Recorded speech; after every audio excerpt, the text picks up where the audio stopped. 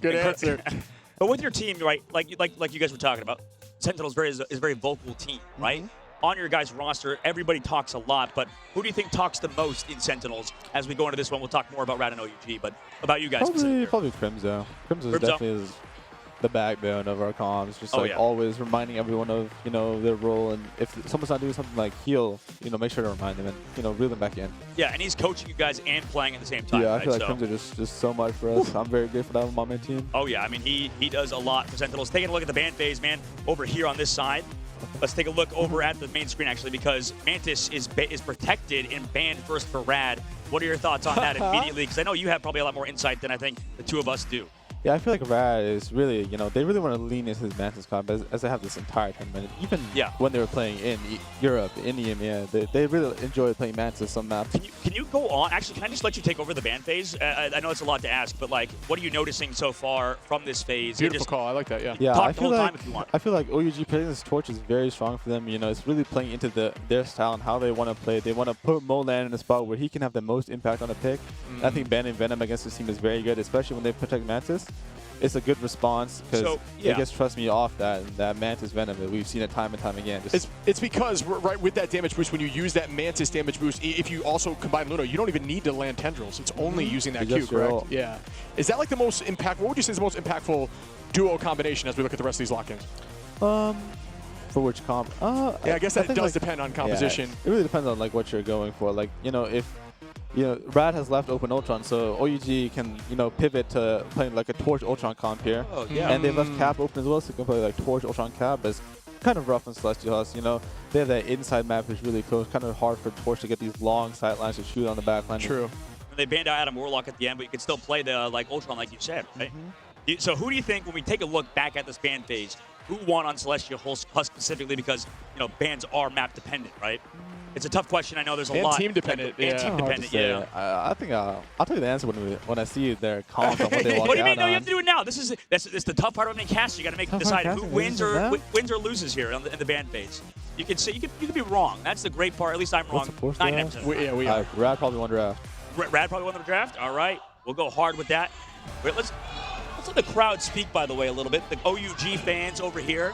I mean, can you talk on them? Or I feel like OUG is that. I feel like there's such an advantage here, like with the home crowd. I feel like that support, that energy, so nice, like being up on stage with all the energy, all that support. I feel like it has to feel great. You know? Oh yeah. It is literally gas to a fire, right? It makes the team play better. If you are, you know, for those who can't hear it, OUG getting a ton of love in the crowd. So we will press them forward right now. As we move into the map, you can see the bands, for those who maybe had forgot, will be rotating across the board. So now the bands next to the team are those heroes that they cannot play. So OUG not being able to play Invis, Luna, Mantis. Oh, a total strategist lockdown there, while Rad now play that Venom Cap, more divey style that they love, as we see the initiation here. Molan up on the top side, trying to put some damage out. Just going to hold on for now and set up a little bit here on point. What are you noticing so far, Nectar, in this fight?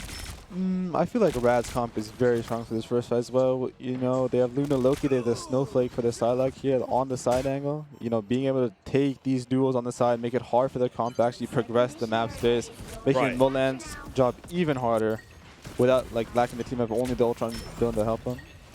Yeah, that's a great call out as we begin the first fight. Naga gonna fight Taro Cookie for one. Melio on the soft angle gets a two-piece while blinded. You love to see that. Level 1 Crook with a pick there, and that is a full sweep as Rad is just shutting them down before they can even put their feet under them. Yeah, well played, Rad. They just kind of walked on them there, right? Like what exactly happened there in that they just got walked on?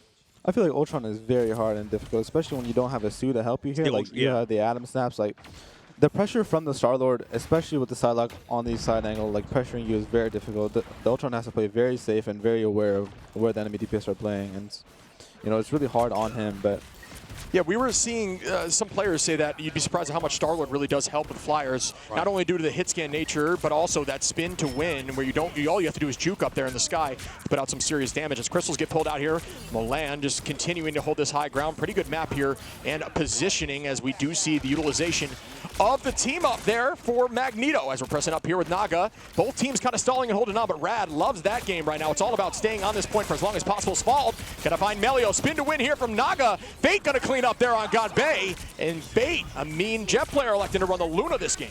I mean, mean, right now this fight's kind of extended out, right? Luna stands for on the objective from Rook, who does get to play that Loki as well. Here comes that miss, unfortunately, from Rajaro in the Meteor M, but still a pretty extended fight as the Galactic Legend comes out from Naga in this backside of the point. Meanwhile, Terra also trying to come through with Ultron's Rage. And Gombe saved rather, able to go back for another dive towards Crook, but Crook has been so evasive, Nectar, right? And, and it's fallen well onto Naga for the pick off in the sky. Yeah, that's a couple times now. Asphalt has found some serious value there with Warlock. Warlock getting a little bit of change here as of the last patch, where he does get those heals back relatively quickly. We see Molan just holding on to point here. OUG now really trying to make something happen, but Rad already at 85%, and this is their strategy that they mentioned us. They want to get this point early and just hold for dear life for as long as possible, because then it's a one-fight game as Molan takes out 2. Ganbei for another 2 left, and at this point, 95% on their first take.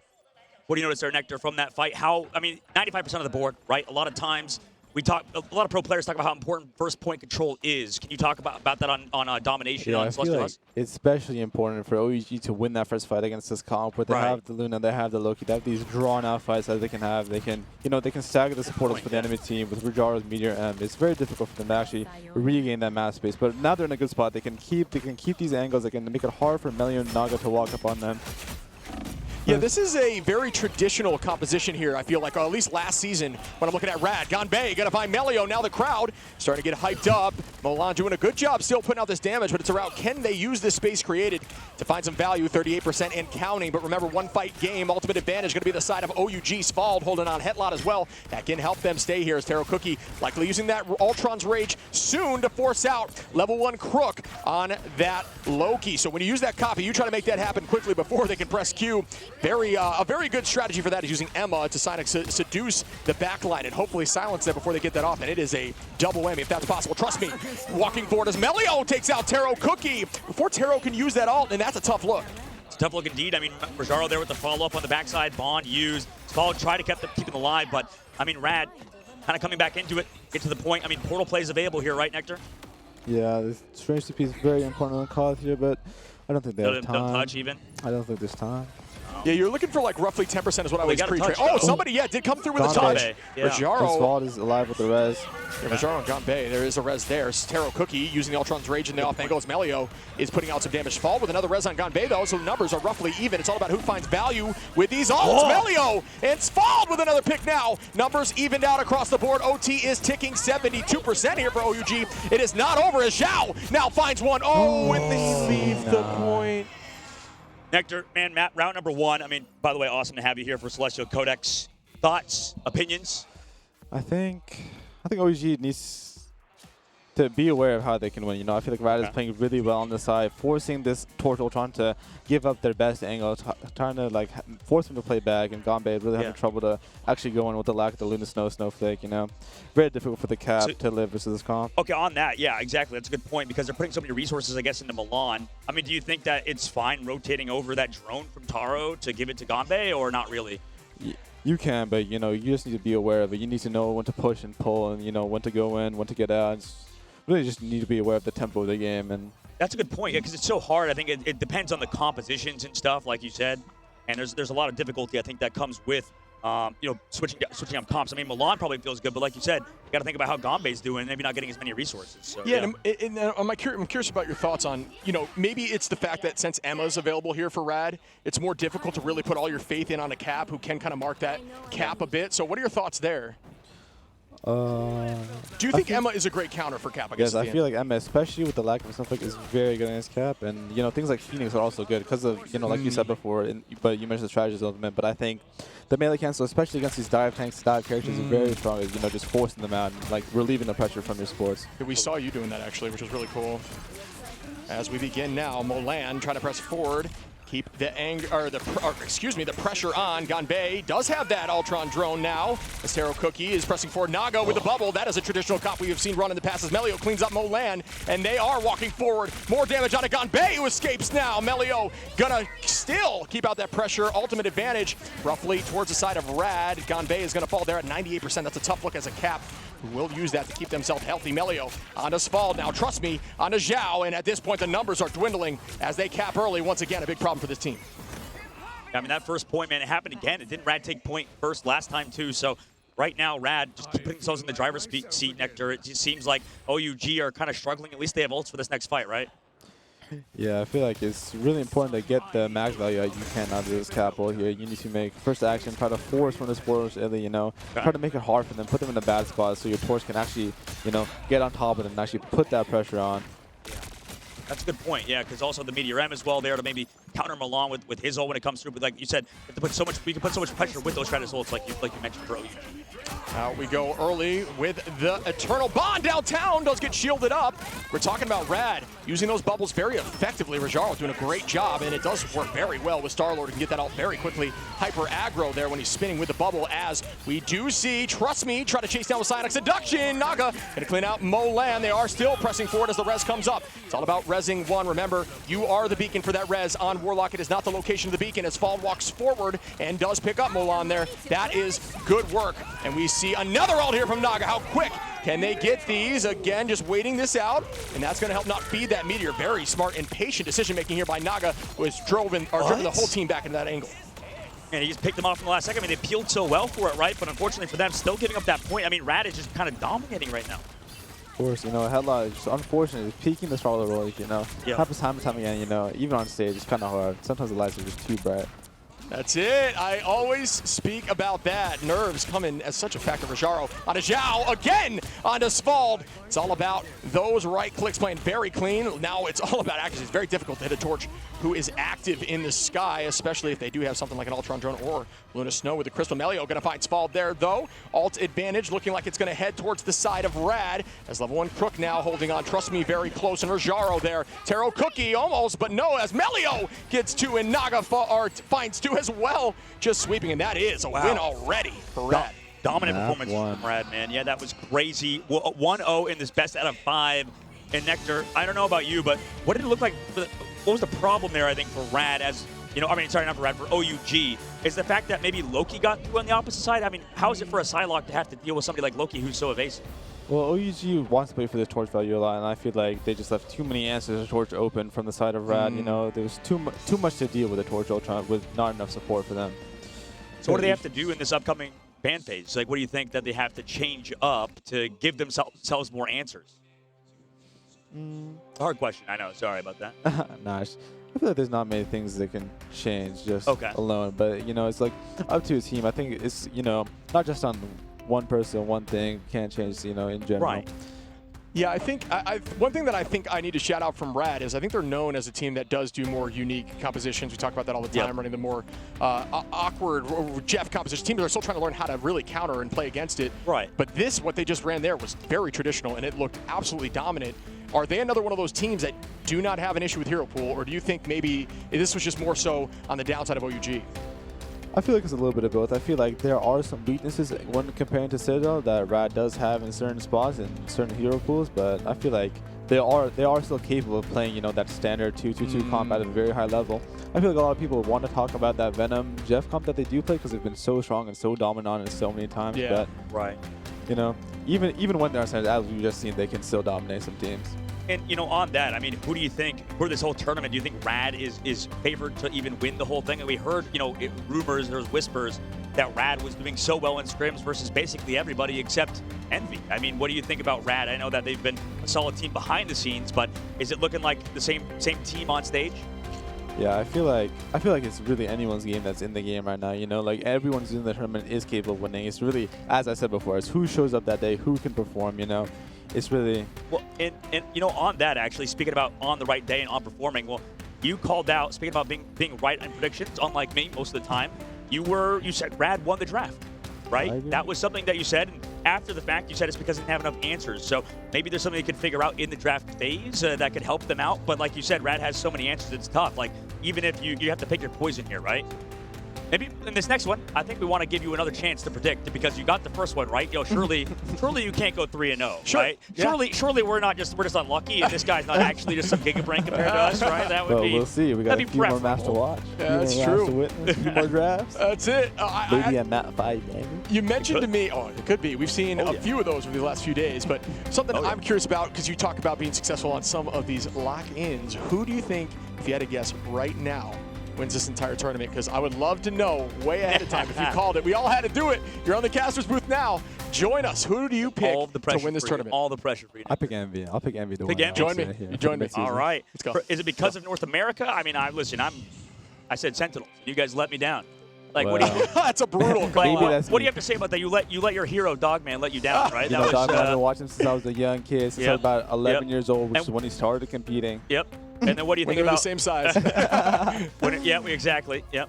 I stopped growing in middle school, so my clothes still fits me. Middle school means I don't have to buy new clothes, so it's great. Still have the same pair of shorts. That's a win. I think Envy has really shown up, especially in these high pressure situations. You know, they've consistently shown up and throughout the tournament.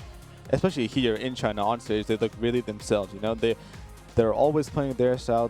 I feel like they've never looked on the back foot. What's their weakness, you think? Like, what's the number one problem with Envy? Like, where do they struggle? Because there's not a lot of teams that seems like they found an answer to a team like Team Envy from North America, the region that obviously you came from, and you've scrimmed against them as well. And I think actually this is a better question, maybe to rephrase it, is Shib was talking about how, and by the way, Rajaro MVP played so phenomenal last map on Magneto, able to create so much space with his Meteor M's.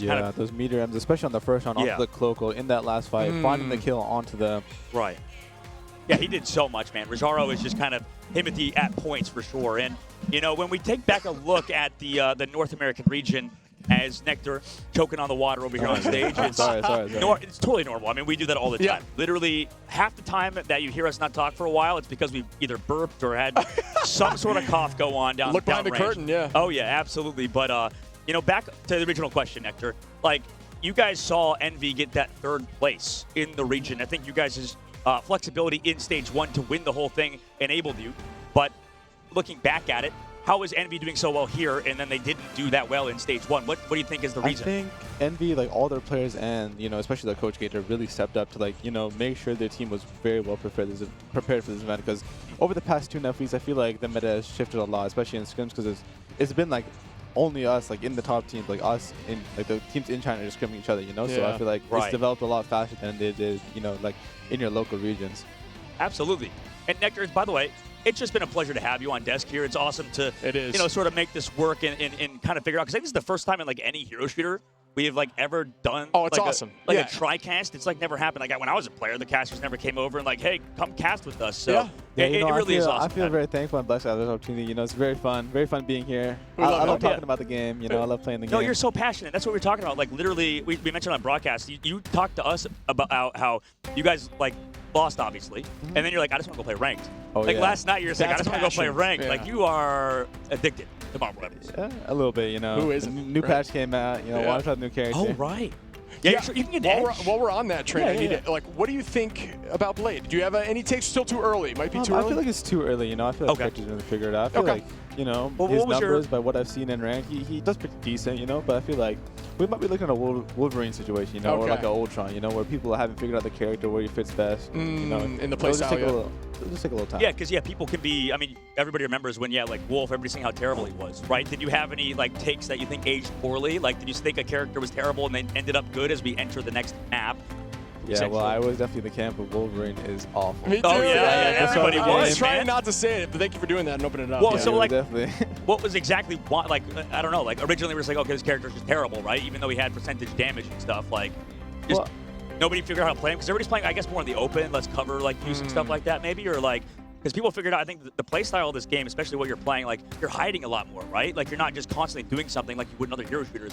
You're taking angles and stuff, right?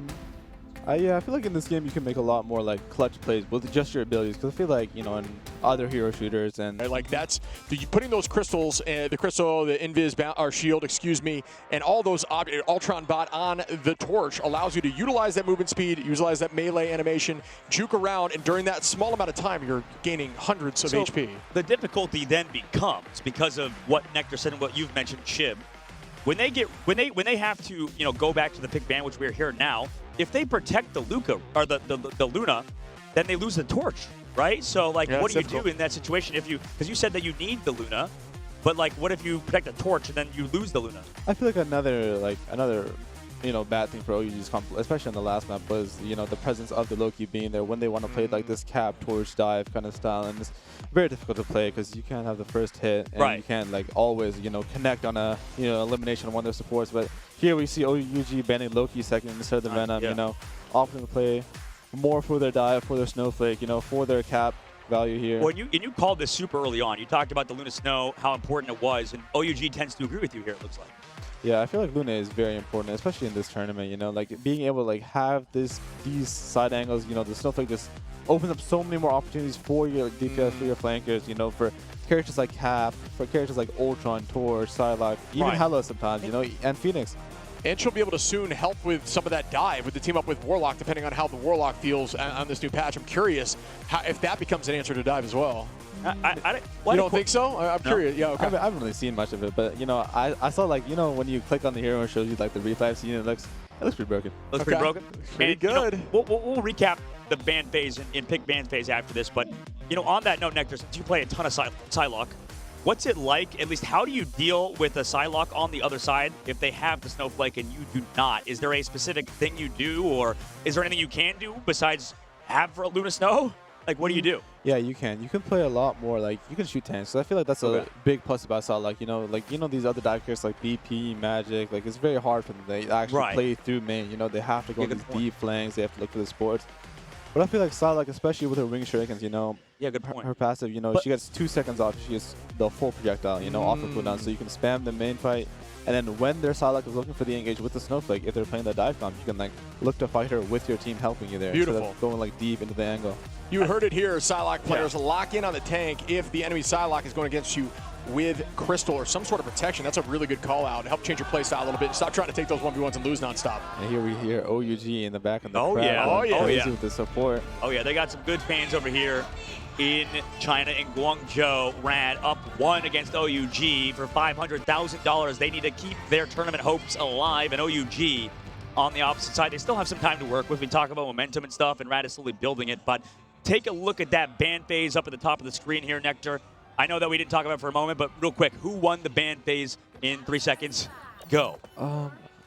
God knows. 1, Not even, 2, I'll take it to 3. you. I'll agree with you, whoever won, Dustin. This on What do you mean you can't put it on me? You were right the first time. I'm going to be wrong now. Now you've jinxed yourself. I got Rad probably winning it in this place, obviously because the Mantis protected stuff, but Shib, take us away, man. As we begin, folks, Melio starting to put some damage out onto Ganbei, who took that early side angle. A lot of teams try to hold tight here off the rip, maybe with triple. It's one of those maps that it is on the table. Not looking to do that here for OUG, who elects to run more of a traditional composition. A lot of hit scan here, and just strong vanguards on the board. Taro on the high side now, putting a ton of damage out. Great positioning. It's all about owning that high angles and trying to not allow the opposition, if they do have something like a Psylocke, to press through, as Naga is just trying to find that angle. Trust me, on the most, I would say, trusted hero in the belt there. Very, very strong play on that Venom, one of the strongest Venoms in the game, and definitely sets up those combinations like crazy. So here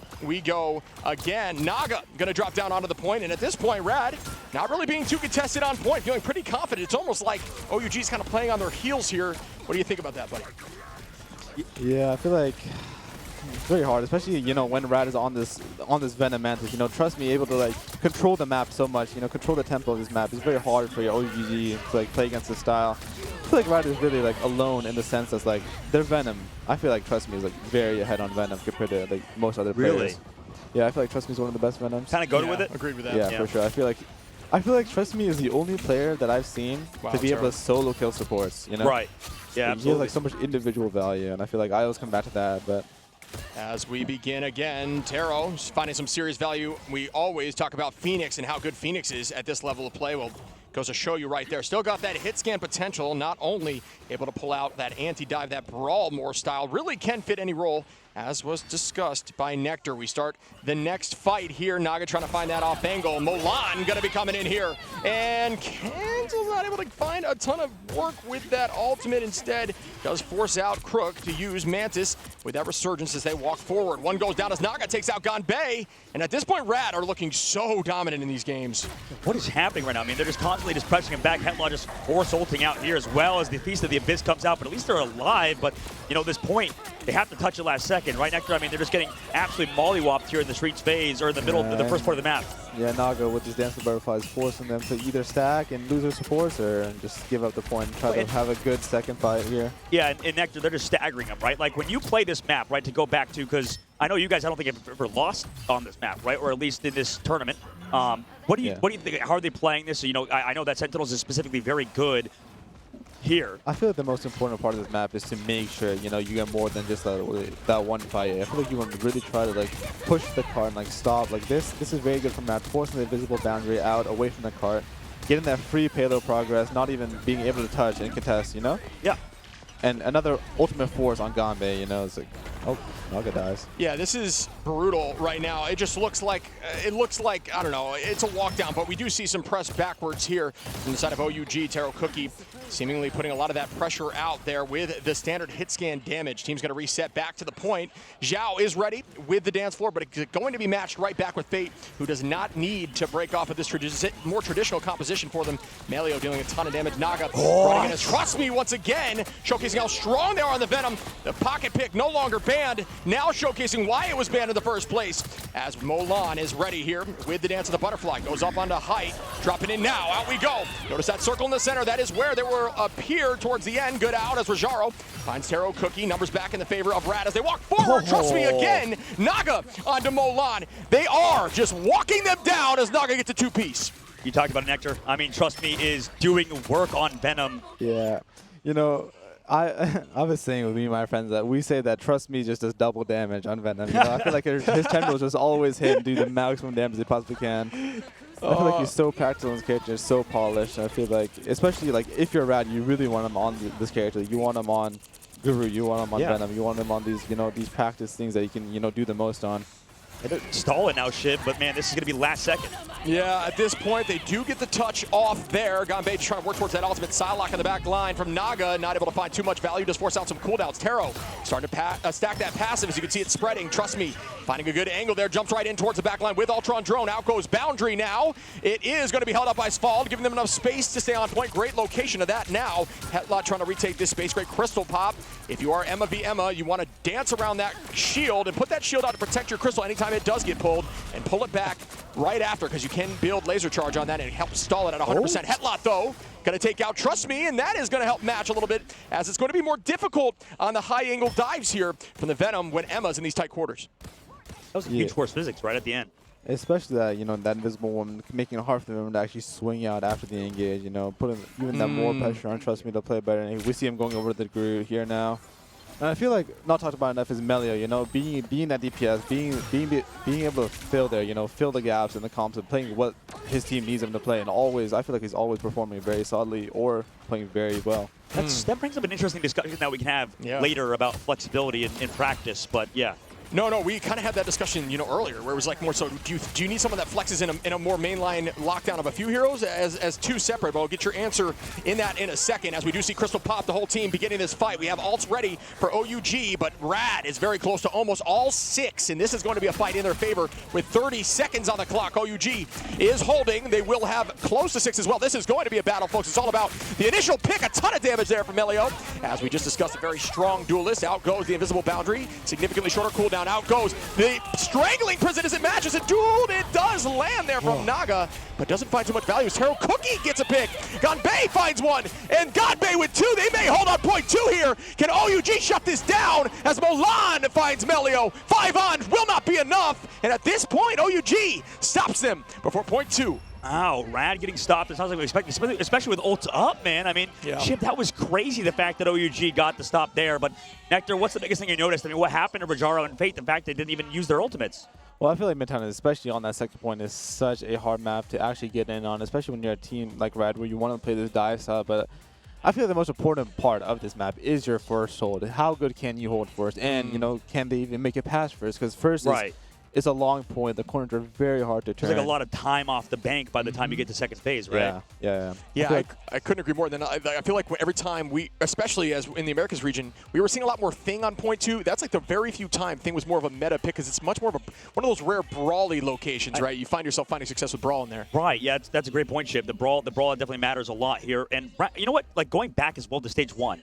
This, by the way, is the map that Rad beat BP. To close it out and send BP home, I believe. So it was the exact same situation. Rad did not full cap out in second phase, and then they held them right before that ramp. Like, what do you think? Do you have to change your playstyle, Nectar? This is actually a really good question, I think, to ask you, because do you have to change your playstyle based on where that cart ended up? Like, do you have to maybe take more forward fights, or do you still want to fight in those advantageous spots and maybe give up more cart space? I feel like you can still take the same amount of fights in the same paces because it's basically capped here, you know? Like, you can still take the same spots. You have that, you know, that But grace. it does matter if, like, it's a little bit closer, right? Yes. Which is funny because that's exactly where you guys actually turned that fight around from Sentinel Citadel. It's the exact, right on that ramp like you're mentioning, and forced them to take those earlier fights. So really good call out and hits right at home because that's where you landed that huge ult there for Hella with a Goddess of Death. And up we go again for Trust Me. So great point there as we walk forward. Rajaro going to stand on point. I do think Emma playing around point is a strong suit here, especially early on in this map. Rajaro going to pull out Crystal. Crystal v Crystal both out. It's all about walking out of that zone, using your shield to protect that because it does do a ton of burst damage. Melio, Milan, both very close. Melio going to retake, though, does have Crystal. There's that battle. It is going to be matched on both sides as both of them are evenly set up on the strategist line's protections. Right now, just playing it slow. Melio, again, I mean, it's happened before, Shib. Opening pick, I mean, Melio, you talked about it earlier too, Nectar. He kind of is just popping off on Psylocke at the moment. Yeah, I feel like Melio's one of his best characters is Psylocke. I feel like he's always consistently performed and done very well on this character. Like, I know we haven't seen him much, but a lot, you know, however many moons ago, but Melio would play a lot of torch, especially in the EMEA, and he was very dominant on that character. But, you know, I feel like having a player like him and Naga Yeah, that's a nice dive here. Headlock going to get 2 Ps, make that 3! Headlock really showcasing Emma's strengths in these tight quarters. Do not get in diamond form close. Don't get near an Emma in diamond form in close quarters like that. Just going to be CC'd, knocked around, and destroyed as they press through the first quarter. A pretty difficult point to walk through, but they may teleport back for the bridge. They're not going to like to do that. They do have a quick team.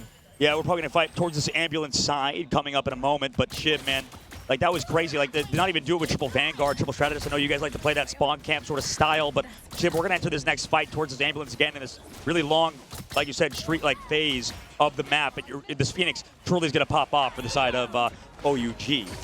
And we begin our next fight. OUG gonna pop out with the invisible boundaries fall. Gonna keep the team healthy. Ganbei ready, Zhao ready, Taro and Hetlot all ready. And on the opposition, similar story. Melio, Trust Me, Rajaro, and Crook all ready to make a play as well. Who finds value last time? It was OUG. Will it happen again? Taro does land on Trust Me, and it does happen again. Can they walk with that momentum? You got a stack inside that Phoenix. Up we go with another. Does it land for value? It does not. Melio gonna take out Taro on the way over, so that is some good defense. It's just very much back and forth here. Yeah, absolutely back and forth at the moment. I mean, Sonic Seduction going to wear off for Rajaro, trying to peel back for the side of Melio. Milan on the side, like actually doing a good job matching him.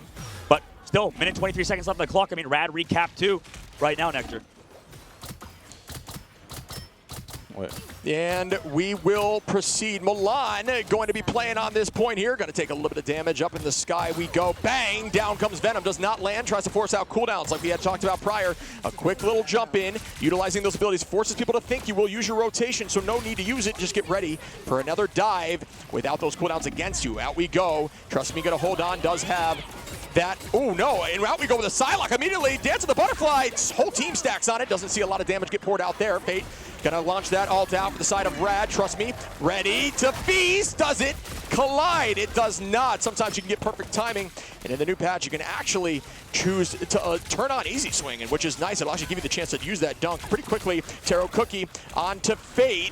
Bang goes Ganbei on another. Can Ganbei get a pick here now? Holding on tight. OUG got 26 seconds to move this thing a few more meters. 2 more left if they want to press through and hold on. Well, Trust Me, getting that damage buff that you talked about earlier. I mean, finding Ganbei, Rad are trying to make it work, but Taro, he equalized it up with Melio.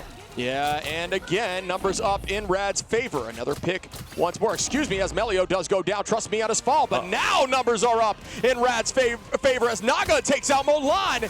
Ultimate's up for Zhao. Overtime has started. Got to make sure you're dancing now. You can play a little bit with that bar, but you can't do it for too long. And we see Rajaro try to pull out an ult. Trust me, onto Taro Ganbei. Onto Fate. Numbers still on the side of, oh, not anymore. Now Rad back up. Headlot gonna try to find a pick. Molan gets one. Can they keep going now? Good idea on the height. Sometimes it's worth jumping on that bus to the right, but you have to make sure you're still on point.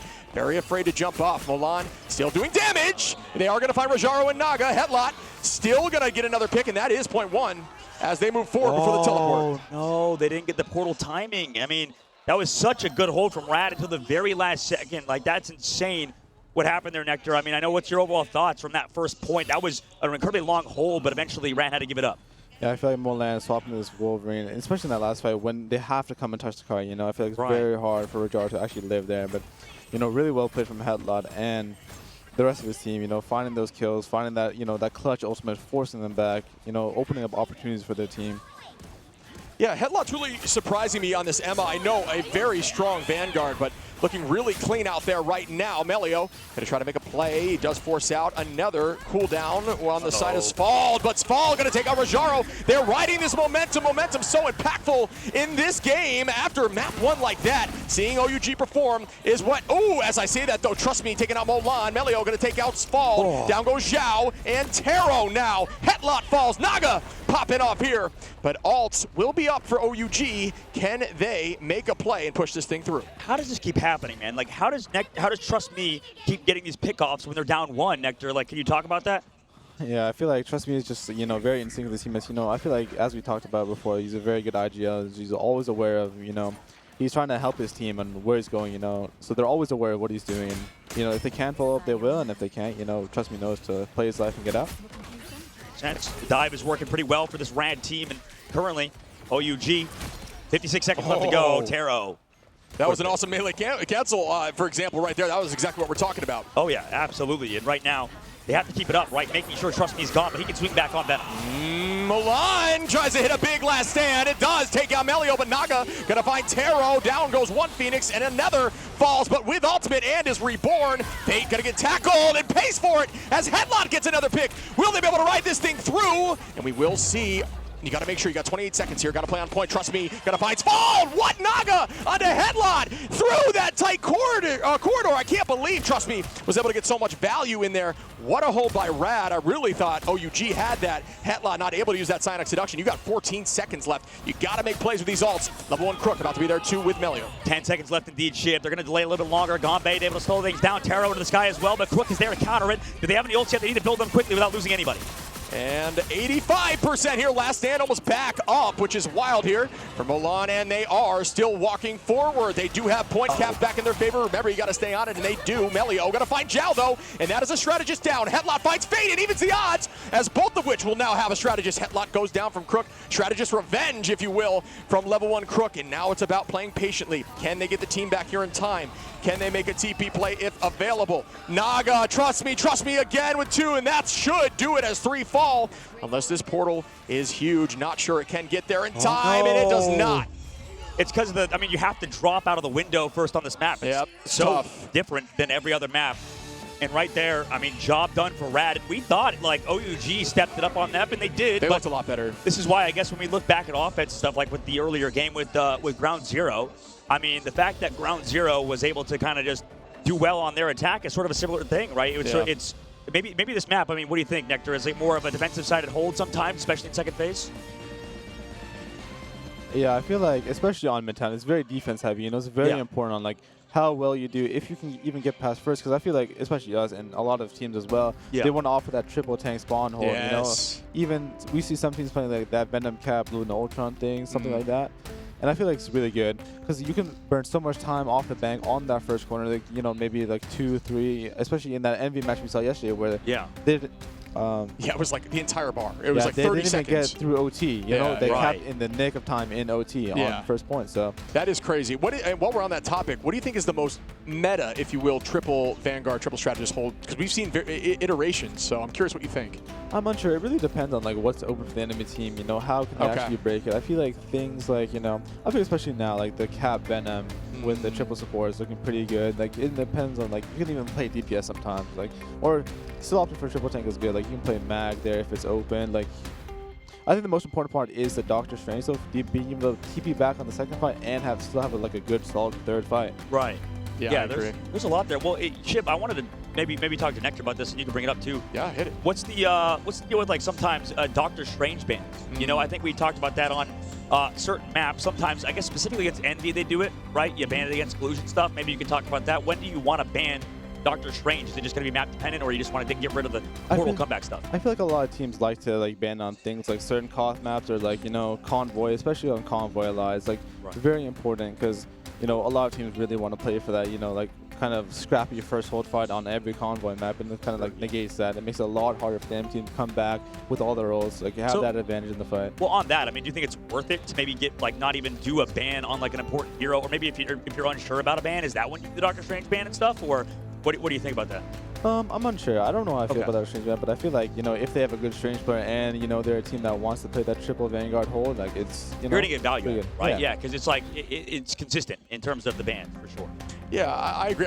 We haven't seen as many teams as I thought would run that, but I also think sometimes, and I'm curious, Nectar, what you think, but the Strange ban sometimes comes through on like, you know, specific maps. I feel like Central Park, you almost guaranteed a teleport back on that first hold.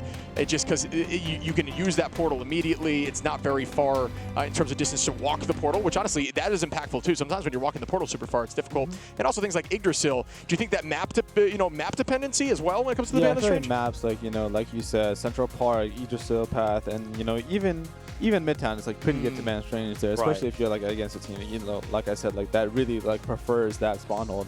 And you know, we could talk about this again that we talked about during the map, and you know, I think this is the great part about this cast is that in general with this series, I think Melio, you said how he is a very flexible player, right? And that's the benefit of Melio for sure, the fact that he can play all these heroes. And we were talking about earlier, like when you can play a hero to such a high level, like Psylocke or whoever that be, is it worth it sometimes to maybe go on? By the way, trust me, MVP, pretty easy MVP, I think, for us, right? He just played that map so well.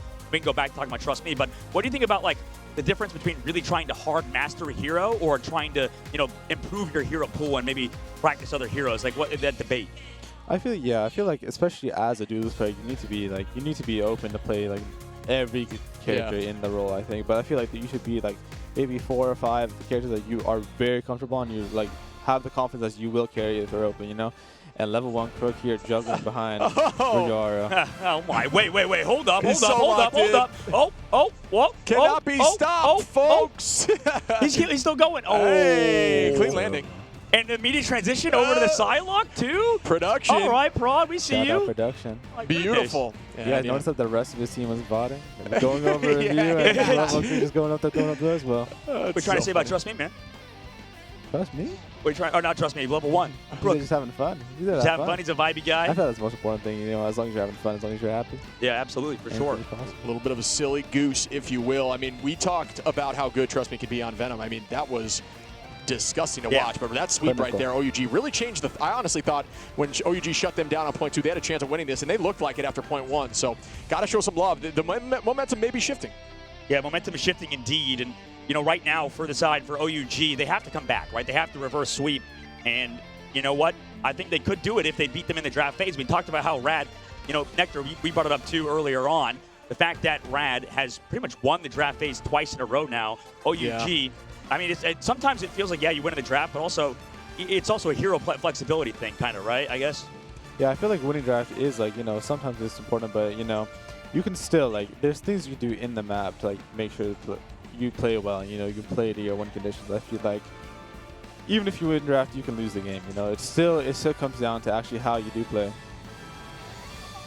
Yeah, and right now, I mean, dude, Nectar, this is going to be so much fun. I think this entire series has been so much fun in between OUG and Rad because of the crowd, too. There's a lot of OUG fans still here.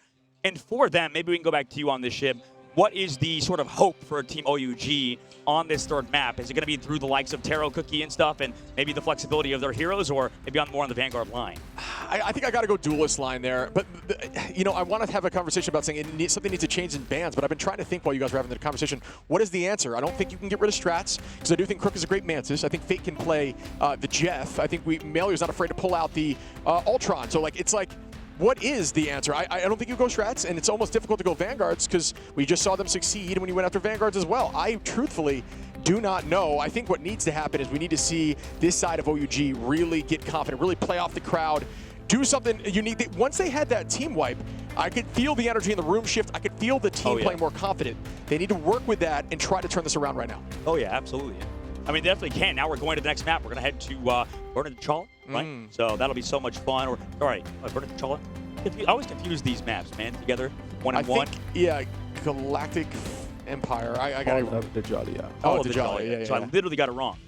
Every single time, man, I swear to God. Yeah, it's Intergalactic Empire of the Jolly, right? Yeah, okay. So I literally got it wrong. And that's why we have Nectar here, because he is here to stab me in the back every time, because he's taking my job after this one, guys. Nectar's coming in. Keeping you young. Dude, you've been awesome. Keep us young. I love it. Keep us young. Dude, it's been so much fun having you on the broadcast. Yeah, thank you so much. It's been very fun casting. Oh, it's great info about the game. Oh, yeah, and we're not done yet either. We still have you for a little bit, luckily, and that's what we gotta really abuse your mind here, you know, burn you out as soon as you actually come down to play the game. But, you know, we'll use you for the last little bit of this draft, and, you know, just kind of run us through that, but we'll obviously have to say goodbye after that. You know, send you on your way because, you know, I'm sure you want to relax and, you know, finally chill a little bit, right? Nothing like stressing you out right after games, you know? We really appreciate it. You know, it's just all fun. I'm very glad to, you know, have the opportunity to come here and cast with you guys and, you know, talk about the game duo. Yeah, it's been great info, honestly. It's really good to hear from somebody at your level of play, give real answers to some of these questions right on the spot. So thank you for that. And absolutely, later on, we'll get Aura, another teammate of yours, Aura Mori, maybe going to come back on broadcast for the next series with, I believe, leg day in Moxie will be taking over at that point, man. So last game for us, but 2 more games of the day after this one. Regardless, reverse sweep could start here for OUG. May not be over yet. May not be over. Nectar, before we even see the ban phase, because I know you can kind of see it early there, look away from it. When we talk about this ban phase, OUG, did they make any mistakes? I mean, they did what you said. They locked the Luna, didn't work. They locked the torch earlier, didn't work. Do you think they have to go back down to keeping that torch available, or what's the play? Yeah, you know, sometimes, you know, you can draft as well as you want, you know, but sometimes it just comes down to gameplay. And it's like, at the end of the day, it is how you play in the match. It is how you pilot your characters. It's the decisions you make. True. It's the value you find in your ults. And I feel like OUG just isn't fun in this match so far. Yep, and right now on the screen, we got Luna Snow getting protected for Rad. Again, I mean, they did the same thing. Did they protect Mantis last time, or was it Luna this time? I think they Mantis. They've done that a few times now, Rad. Yeah. So they're going Luna now. What do you think that is, Nectar? Is it because of the front-to-back play style? I feel like Luna Snow on these open maps, especially with the style that Rad, you know, tends to enjoy on these open maps, is very good for them. It's, you know, the snowflake value is very, you know, it's a lot higher. You know, when you can send these flankers on these deep angles and they can like play these like far corners and really harass the enemy backline. Yeah, that is a great play. One thing to call, it's so funny, is Mantis, you know, maybe in ladder you may be bummed when you see a Mantis on your team, but at this team play, at this level, Mantis by Rad, I mean, banned every single game. They really don't want to deal with the damage boost issue and what that enables other teams to do. So maybe think about that in ladder. There is a way to play these heroes with the right team comp. Absolutely. Yeah, absolutely. And I want to see kind of what happens, because we get Loki getting removed as well for OUG. Loki this time being prioritized for OUG, considering what happened, you know, early on for Rad. So I think Nectar talked about it best, man. I mean, it's just like it's so hard to ban against Rad because, like you said, it comes down to gameplay. And right now, I mean, we got to get Psylocke protected, actually, of all things. They want to make sure they can play that Emma. And Rad, I mean, they're very unique, I think, in doing this sort of map-to-map ban and protect system. And I know Trust Me does a lot of that sort of leading in that department. You think the more research you can do about other teams, the better, or is there very specific play style or composition you want to play per map? Yeah, I feel like it's really good to research. And I feel like this Phoenix ban from Rad is actually very good, especially when you want to play Trust Me on the side. When you have the Psylocke, you have the Luna, you want to put Trust Me on one of these tanks that can stay in and, you know, provide all the pressure, you know, help make, you know, whoever's on Psylocke here, as we know, Melio and Naga can both play it. Yep. So. No, and, you know, awesome. Thank you so much, Nectar, for coming on. Been a pleasure. Been a pleasure. Obviously, dap you up, get out of here. Do the best. Sign as you leave. And you know, obviously, Nectar, you're awesome. Thank you so much for coming on by. Thank you so much. I appreciate you. We'll have to talk to you later on, maybe ask you for some shout-outs and stuff, but man, it was so much fun having Nectar on the broadcast, Shiv. That was phenomenal. We're going to head in between Rad and OUG now. Yeah, they are incredibly intelligent, and I love them for helping us out, right? Like, that's what I love to hear, is just a true, real, raw take on what we're saying. And, you know, we're learning every day, and I think this level of play is how you get better at the game. You know what's funny is that how humble Nectar is. The fact that Nectar's like, by the way, like in a quick message, they're like, I feel like a moron right now. And I'm like, what? No, they're killing it. Yeah, I'm just like, this is unbelievable that you would say that about yourself, considering how much insightful knowledge that they had for us. There were so many things that I've learned that I'm sure you've learned from having them. Of course, yeah. I mean, honestly, I think the audience likely thought they were invaluable as well. It's always going to be good information when you talk to somebody rank 1, right? Like, what do you? Like, who else can you possibly learn from? Like, an incredibly strong duelist with some great feedback. Check out Nectar's streams as well. Absolutely. As my co-caster, I run Chip. That'll throw you in there, of course. But Nectar, the main, star for sure, coming on here earlier on. Yeah, much appreciated there. So Molan off the rip there on the Jeff is going to find Naga. So there we go for Molan. Definitely got some diversity in the hero pool here. Taro Cookie building up Svalde on the defense here. They do like to play hyper aggro. Trust me, on that cap now. Fate not going to be on that Jeff. Instead going to be on the Cloak and Dagger, excuse me, as they move forward. Fate 75%. Closest to ult. That's just a Cloak and Dagger special right there as they move up on the high side. Jeff trying to escape. Molan just barely able to get out of there as Ganbei is going to be on that Venom. Right now, kind of surrounding him. I mean, I like this comp out of OUG. They're playing that sort of style that we saw earlier that Rad played. So they're mixing it up, changing some things, and they already lose Taro, though, unfortunately, on the backside. Trust me, with one pick here on the attack is maybe all it takes for this map as the ticker begins. Almost 2 ticks in at this point. A portal might have to come through. Are they able to do so? Not sure. They will touch here as they are close to point, but there's a lot of pressure here from Trust Me, who does a great job distracting not only on Venom, but clearly on Cap as well, as Rajaro is just holding back the front line and just beating them into their duelist. Trust me, and they do get the point here quickly. Level 1 Crook and Melio on a pick now. Wow, that was flawless from Rad. Yeah, I think if Nectar was still here, they would have said that Rad won the draft again, right? I mean, based on what we just saw in the streets phase of the map, 4 minutes and 36 seconds left to go, Shib. And I mean, what a dominant first point. I need to see OUG some life out of them here, Shib. And maybe this is why we don't see Jeff necessarily on maps like these these payload maps, because on domination, I suppose you want to be more shifty and stuff. For OUG, they're kind of struggling, but they do have ults ready to go, and there's a good chance they win this fight. Yeah, it's a tough conversation to know when you want to really build towards that Ultron protection comp to let Ultron really do his thing, or let Ultron be that third strategist that tries to find some value. Headlock going to find Trust Me early, though, and that's a nice pick there. Make Crook go down. That's 2. Do I hear 3? Headlock wants to walk this thing forward. A ton of ults still available. Good patience there, but Zhao was forced out to use that Fate of Both Worlds Taro Cookie. Going to take out Naga there for a little bit of a stagger. I mean, and Melio.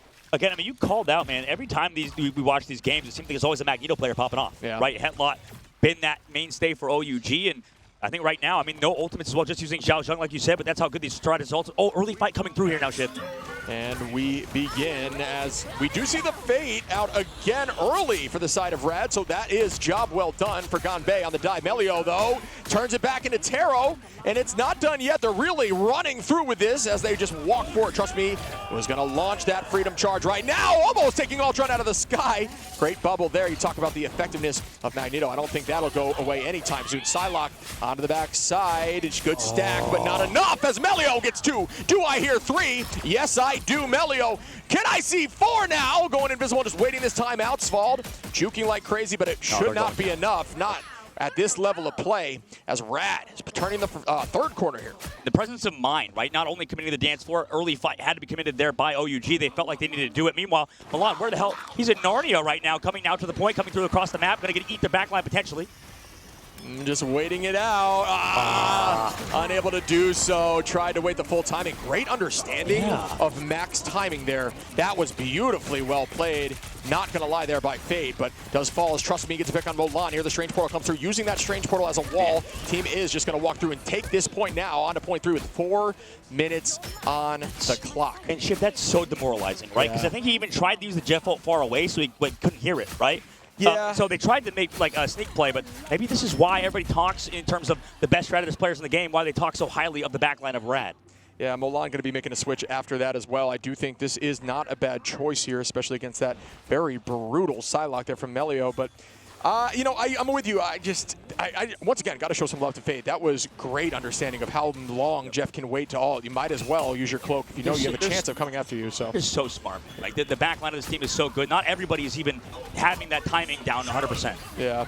They all take height. So here we go again on the Heights Fall. Going to put some serious damage up, but not for long. Naga does not miss. Does Naga miss, if you will. Pressing forward with the Endsong Inferno does land on everyone. Melio going to clean up Taro Cookie. Good combination and good focus, but still not getting too many. Psychon Lied. Naga finds 2 more, 3 more with that melee cancel as they walk down. Zhao and Hetlot. 1 left here. Gonbei going to have to reset, but he cannot.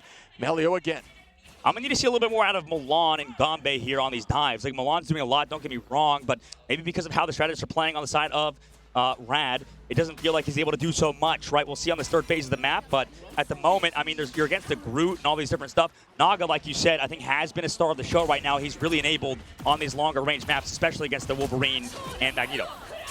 And Taro Cookie going to launch out here with a butterfly. Does find Fate. That's a good early pick. Finds a few more. Make that 3 more. Taro Cookie doesn't want this to end just yet. Wants to try to hold. If you hold before the 3rd point, it is possible. Obviously very self-explanatory, but the momentum seems to always shift when you hold towards the end of these maps. And we have seen full sweeps on this map in this tournament, so definitely on the table. 2 minutes on the clock.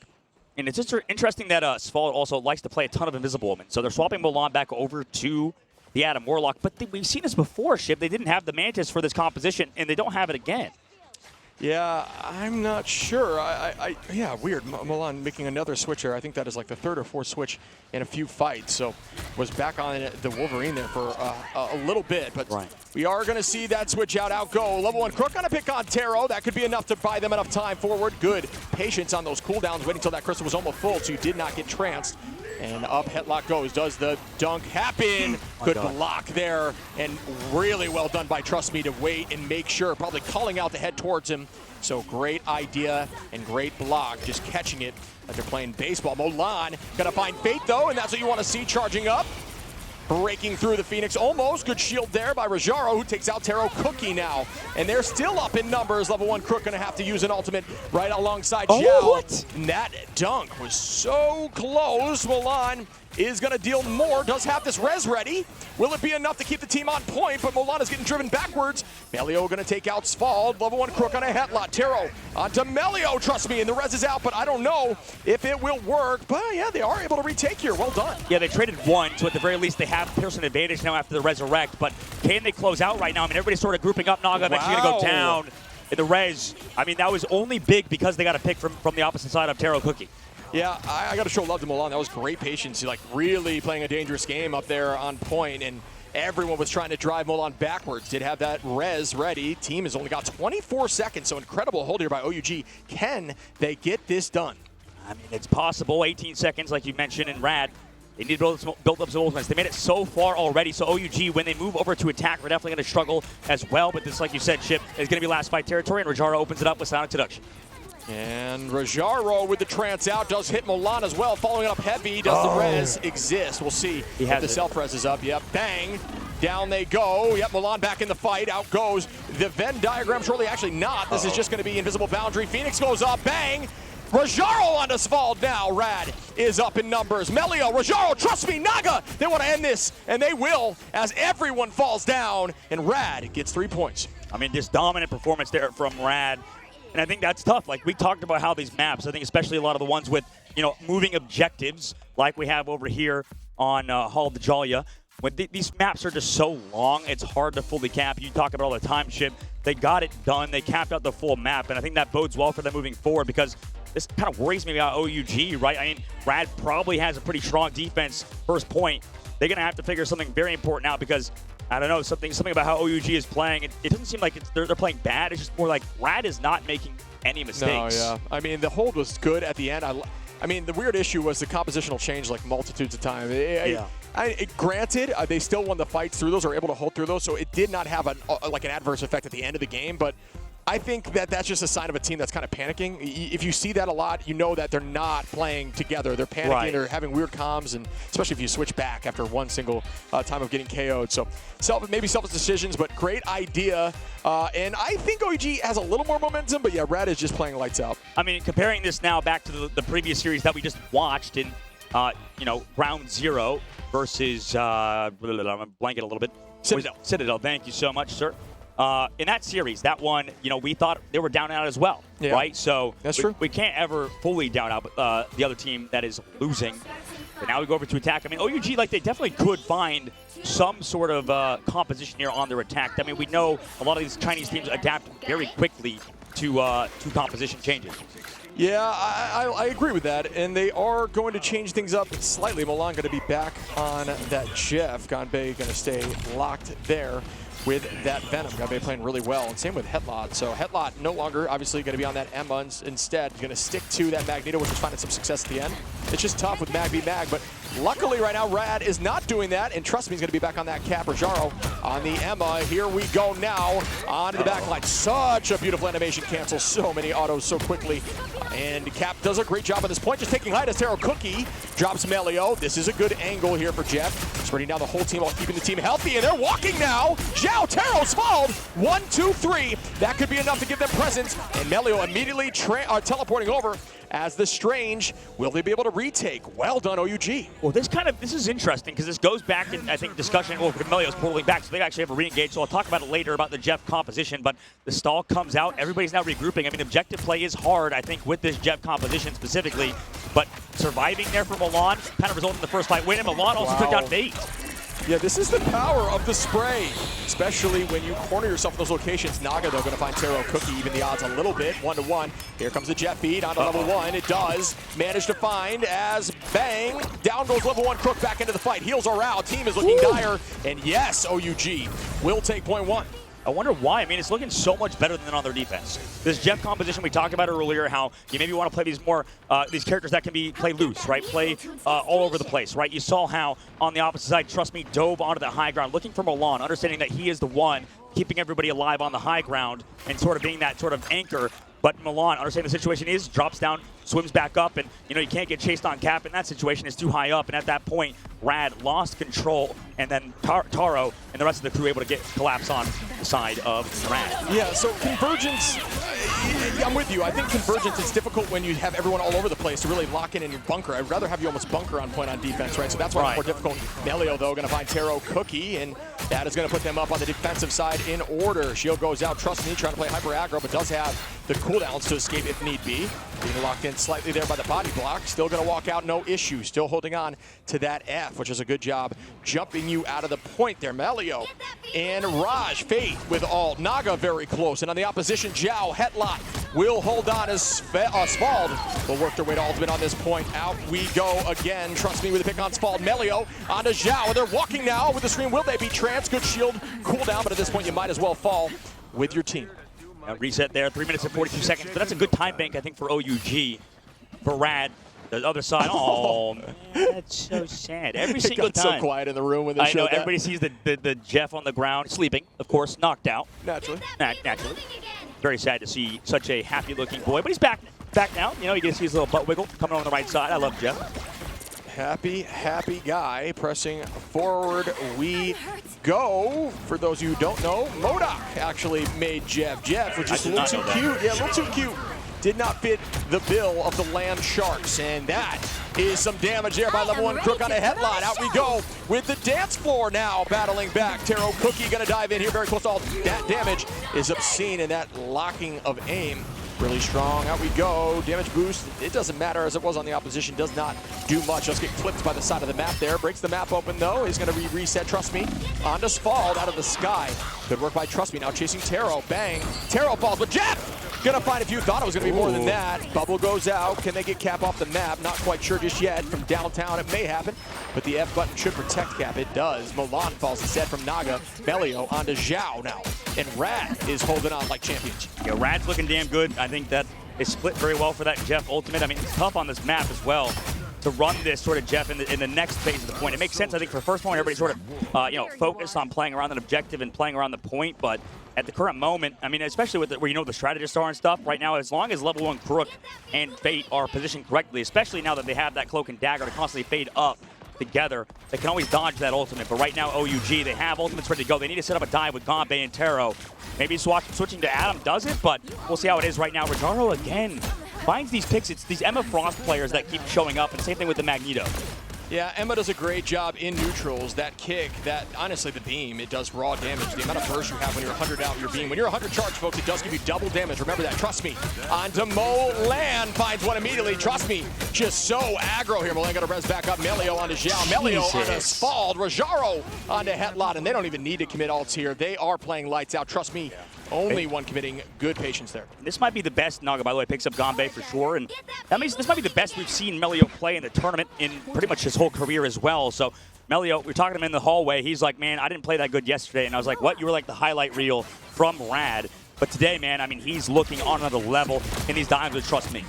And alt advantage heavily on the side of Rad on the defense again, and it looks like OUG making some switches as well. Did I see a little bit of strategy play here? They do have the Groot on the bottom left. I like the idea of the off angle, but now everyone's separated. Strategist down low, up high. We lose Taro Cookie. Unfortunately, the team's not stacked. Meteor M coming in.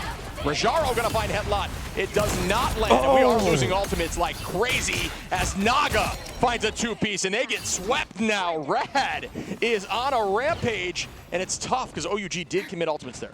Man, they had 4 minutes going into the second phase of the map, 35 seconds left to go. Now, it is doable, but man, look how far back this card is right now, Shiv. They're already back to nearly the beginning. It's back in the garage. Back at the garage, parking, beep, beep, beep, back at the garage. Here in my garage, they have nothing but knowledge because a win is probably not going to happen for OUG today. Rad is looking different right now. Gonna have to agree with you there. Gombe gonna try to make something happen with Groot. Like again, we had that conversation around when you see swaps like this, you usually know something's either really dicey, especially in the last few seconds of the map. You got a touch here with 3 on. Remember, the touch can conclude. You can't get to OT as long as you hit with 3. You gotta get there. Out of the sky, Molan goes. The touch has come through. Naga gonna find Hetlot, and the time is ticking down now as everyone is falling off the map.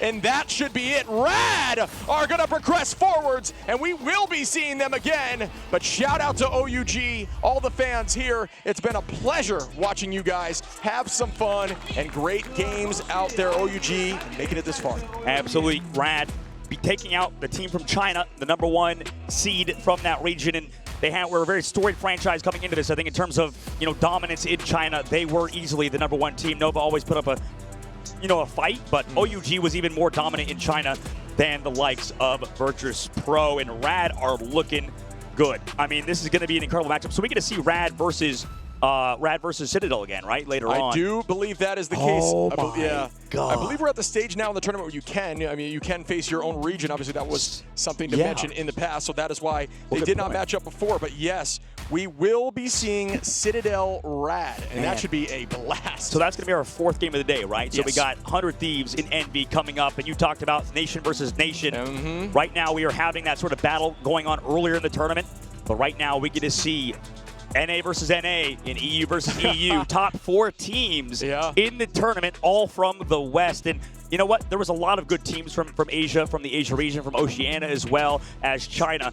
But at the end of the day, I mean, there's so many players, I think, player count-wise, for North America and EMEA. There's so many good teams and that have competed, as well as veterans, right? Sure. There's still people kind of coming over, joining. I know a lot of the top Korean players like just learning, what's Marvel Rivals? What is this? I need to get into this. And, they're starting to get into it. I've heard a lot of good teams that are now competing back in MRC and stuff that are doing pretty solid and that aren't signed yet. So the future is exciting for Asia. And I love that practice, right? The idea of the MRC giving every team. We've talked about this before, but I do think it's worth mentioning on the stage like this. The MRC giving you a chance to make a group team of 6 here, press forward together. And just able to sign up on the computer. Sign up and try to be a pro. That's simple. There's no hoops. You don't need to have a million people behind you. You don't need an org. You can just do this on your own. We can make a team. And we could. We could make a team. The caster team, while we're playing. Doable. At the same time. There's stream teams as well. Necros and his guys are up there upstairs for Schmuggus. Obviously, they competed, almost qualified into the Ignite Series. Mid-season's a little bit harder to get into because of the talent here, but you're right. Anybody can sign up. I know somebody, I don't know why they reached out to me, but there's on X, they were just like, yo, how do I sign up for these tournaments? I want to play an Ignite mid-season because there's a lot of people wondering easy. that. Yeah. It's so easy, Shiv, like you said, just sign up in the in-game client. Exactly. You can just play. I mean, I'm not a developer, but for some reason, I guess people are reaching out trying to figure out how to play Ignite. Hey, you're a face, right? And honestly, yeah, once again, I think that's an awesome system. Rad, a very storied team, a team that looks really good together. Clearly friends now. Maybe not in that situation where they signed up just as a group of friends, but they are definitely family now as they are up in top 4.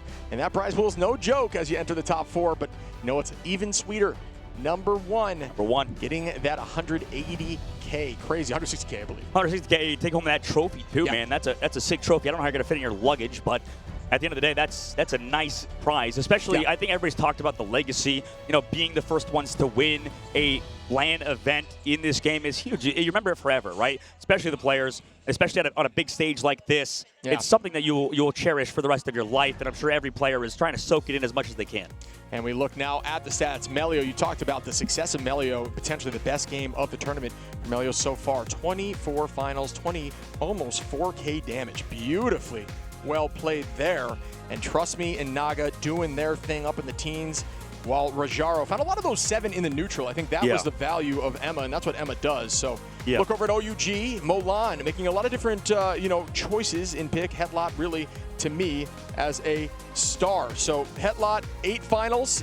You know, it looked really good. Molan, the switches were crazy. Yep, absolutely. I mean, Milan was definitely Timothy John James Jr. III, and right now, OUG, will have a chance to come back, right? I think that a lot of people talk about how, I mean, they're qualified already, right, for the next stage, and everybody here in the midseason is. So it's not like this will be the last time you'll see them. You might see some tiny changes. You might see some roster shuffles and stuff. Like, that's definitely something that's up for debate. Like, everybody's talking about roster mania. I know, I'll say anonymous owner of one of the teams said that how, already right after the tournament is over for their team, they were getting people reaching out to them. Like, hey, we should make this change. We should make this change. Like, it happens as soon as you're done. It's over and you're going to free agency. Trust me, though, definitely not leaving to free agency just yet is that leader and, honestly, MVP of this team. MVP probably of the match besides Melio. Yeah, I mean, clearly looked really good out there. I think Trust Me is dominant on those dive-style tanks. A lot of the time you find a Venom player rarely plays Cap because he put a lot of time into either or. Venom, although a very large skill ceiling at the top of the game, is more of an easy skill floor than I would say Cap with those cancellations. So typically, you don't run both at the same time. Clearly easy for Trust Me as he also gets MVP right now. Well played. IGL, confident, sets up big alt plays, and took it home here. This is, what's weird as well is he's doing like that Doctor Strange portal opening thing, right? Like in his pose. Yeah, kind of. But, but Trust doesn't even play Doctor Strange. Doesn't have his hand up. He doesn't have his hand up. Yeah, what is he doing? Maybe they're tendrils from Venom? I don't know. I don't know. I can see that. Imagine we get them in full cosplay for some photo shoots later on. Yeah. He's trying to give you a hug. He's like, come here. It's kind of a strange face for a hug, though. He does look warm and welcoming, but again, like you said, I mean, you get a hug with him and you're gone. That's it. That's that Venom. I mean, we saw hugs with his teeth. Nectar. Yeah, Nectar was essentially saying probably the best Venom out here. At least they believe that is on there. I think that's the biggest thing of this midseason that you bring up, Shib, is the ability for people to make a name on certain heroes. We can talk about who is who coming into this, right? With Milan being really good on Iron Man, wasn't really able to play it as much. He played a lot more, Psylocke, or rather, a lot more Wolverine and stuff. Yeah. But I think Gonbe, Jeff and Adam, which is crazy. Yeah, Jeff. I think he played pretty good on Jeff. It's just the tough series versus Rad. And on the opposite side, I think Fate was known actually for playing some Jeff, as well as the backline for being good. Zhao Zhang, or the strategist of OUG, definitely known for just being a fantastic strategist player on Loki. Yeah. So and Gonbe on the other side as well on Captain America. A lot of people were wondering about these Chinese teams and trying to figure out about them. Now and now you can sort of follow them as they stream on Billy, and Douyin on these other websites. Yeah, I mean, but these teams are all going to adapt, right? Yep. This is the first time we've put all of these different regions together against each other. They're all learning from each other. A lot of these teams, not electing to scrim each other just due to the nature of how the tournament went. You don't necessarily want to give up all your strategies, especially if you want to really practice what you plan on playing. So now that they've gotten eyes on team compositions and how they have played, this will be something that they can review and understand and bounce back from and maybe adapt and fine-tune some of these compositions that were dominating. You think any team is looking at picking up some washed-up casters, such as myself and you, Shib? Like, are we ready to go out in the lobbies? What are you thinking? You have been a pro. Me, I'll stick to just yelling at this screen. I don't want to leave you. No, I'm no way. No way. Couldn't happen. Brother. I would want to, but well, first of all, I would be terrible unless I played strategist. Maybe. maybe. But even then, no, I would never trade this for the world, man. Yeah, So it's been so much fun. It's so much fun casting with you, and it was so much fun casting with Nectar earlier too. Yeah. That was such a unique experience. I don't know. Really cool idea. What are your thoughts from that? I mean, having the first trio cast in the hero shooter genre, man. Yeah, first trio, but also just like a wealth of knowledge, right? They are just incredibly intelligent. I talked about when you really have a question about how Pro Team functions, why not ask somebody who's been a the top duelist in the game at one point, multiple points throughout these seasons, and great answers. They were always giving us like more insight and thoughts and why compositions were run. And I do agree. I think, maybe something that we fall into as casters a lot of the time is the ban phase. It is incredibly important, but it is still down to how the team, is together. Exactly. Sometimes you'll get out of the ban phase, you look at a team comp, you're like, that comp is crazy. For example, Jeff, maybe it's like the Jeff Rocket. We saw the Jeff Ultron. Yeah. We're thinking, how is that going to work? And then it found a ton of success. So it's really about how the team functions, and it's not always about the bans, but I do think bans are incredibly important. So a lot of information from Nectar. I think they really taught us a bunch. Fantastic point. I think definitely Nectar's up there with the best of them, with Moxie and Mello back behind the scenes on our desk. So thank you so much, Nectar, for dropping on by. And I'm excited for the last two games of the day. We're going to finally sit down and watch the North American matchup. That will be later on. But we're going to wait for an interview, obviously, on stage, Shib, as we kind of let them cook backstage, figure out questions and stuff like that. But it's been a phenomenal tournament so far. And, we still have the second half of today, and we're going to be watching the crowd in an excited fashion because Leg Day and Moxie will be joining you guys up here on the desk in just a bit. Yeah, would not miss these games for the world. And it's funny that we mentioned the world as we're talking about all these regions coming together. We have the Americas region. Yeah. Well, we are so lucky to even be here. Like the fact that I haven't been fired, and the fact that you're saving my butt every second. You're just like there with me throughout the whole thing. It's been a blast, man. It's been so much fun. But I mean, could you have written a more insane story? The script, if you will. You got the Americas regions duking it out, and EMEA duking it out. Both top contenders for the world. We had conversations of all four of those teams being, in for the discussion of the best and most likely to win this tournament. So it's them all duking it out. We find out now who can show up on the biggest stage there is in Rivals. Yeah, I mean, a lot of people have nerves. I mean, Nectar talked about that as well, and that's obvious. That's a good call out too. Right, and I think that maybe a lot of players and teams still getting used to it, right? Playing on stage for the first time. We're still super early days, right? I think usually before we enter a LAN event like this, a big one. Yeah. Usually you have years and years of time before that. This game just released. I know. It just came look at this. out. I mean, are you kidding me? Yeah, this year. Yeah. I mean, unbelievable that this happened so quickly. So shout out to the entire production team, obviously, of NetEase. We still have more time to talk about, so I don't want to talk about them too much. But I know that, behind the scenes, Binky does a lot of work, and so do a lot of people. Kane. We have a lot of amazing people working on the staff at NetEase behind the scenes. And, on stage in a second, we'll have an amazing interview, which, speaking about a hard worker, is Tetra up there on stage with one of the members of Rad. Yes, absolutely. So, I mean, my breakdown for you is this. How do you think, because now that your pick, for those who don't remember, is out of the tournament with Sentinels, thanks, and no man. disrespect, yeah, thanks, bro. Everyone loves Sen, but how do you think the next two games go? Give me your breakdown of those two games right now. Well, you think I'm just going to be wrong. So, I mean, you could be right. I mean, it's a tough question. I think for the side of... And you got to give me map distribution. Map distribution, too. Damn. Well, let's... You know what? I'm skipping out on you. I'm skipping out on you, Shib, actually. I've decided to send it to the stage of Tetra to save me. Thank you, Tetra. See you in a moment.